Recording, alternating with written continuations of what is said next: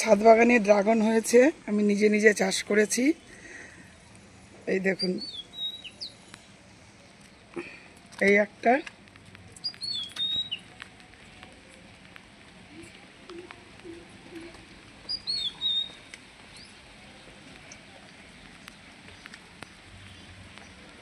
এইদিকে আসতে হবে, এইদিকে। হয়ে গেছে, এই যে হয়ে গেছে, হয়ে গেছে। এই যে একটা ড্রাগন,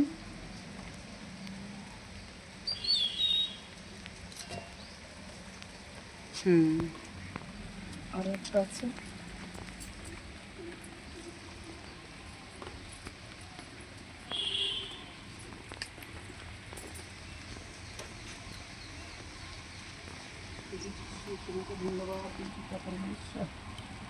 এই যে আর একটা ড্রাগন।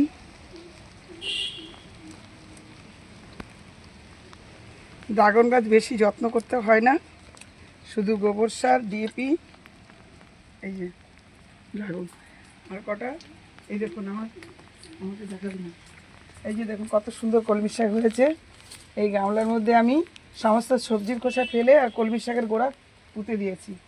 এই দেখুন কত সুন্দর কলমি শাক। আর এই যে আমার ছাদ বাগানে কুমড়োর ডাঁটা, কুমড়োর শাক লাগিয়েছি, কুমড়ো লাগিয়েছি, কুমড়োর শাক হয়েছে। কুমড়ো হলে হবে, না হলে নাই, কিন্তু শাক খেতে পারবো। আর এই যে কত সুন্দর পুঁই শাক। বর্ষাকালে বাজারে যাওয়া যায় না, বাড়ির জিনিস কেটে একটা ছোটোখাটো তরকারি করা যায়। এই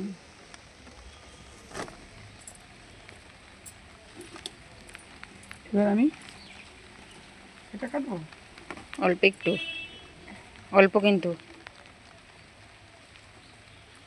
আজকে আমার মেয়ে বলেছে পুঁই শাক খাবে ইলিশ মাছের মাথা দিয়ে। এই যেটা আমি কেটে দিলাম।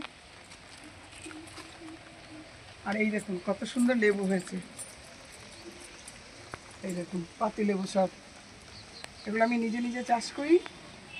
এই যে দেখুন ভর্তি লেবু হয়েছে। কুমড়ো হয়েছিল, পড়ে আছে, কুমড়োর ডগাটা, কুমড়োতে পড়ে আছে। ফুলগুলোকে ইঁদুরে খেয়ে ফেলছে।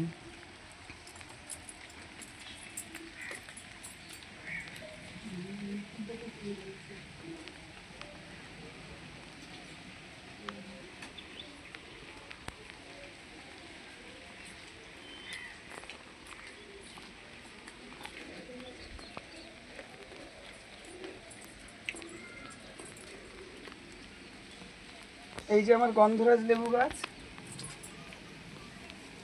এই যে কত বড় বড় গন্ধরাজ লেবু হয়েছে। এবছর বেশি হয়নি, আমি বাড়িতে ছিলাম না।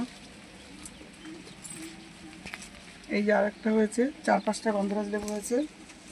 আর এই দেখুন কত বড় বড় পাতি লেবু, এটাও পাতি লেবু গাছ।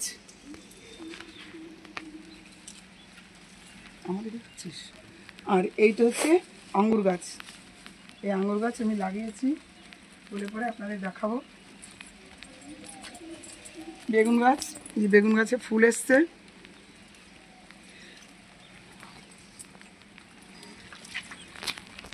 একটা ডাটা কাটবো, আর একটা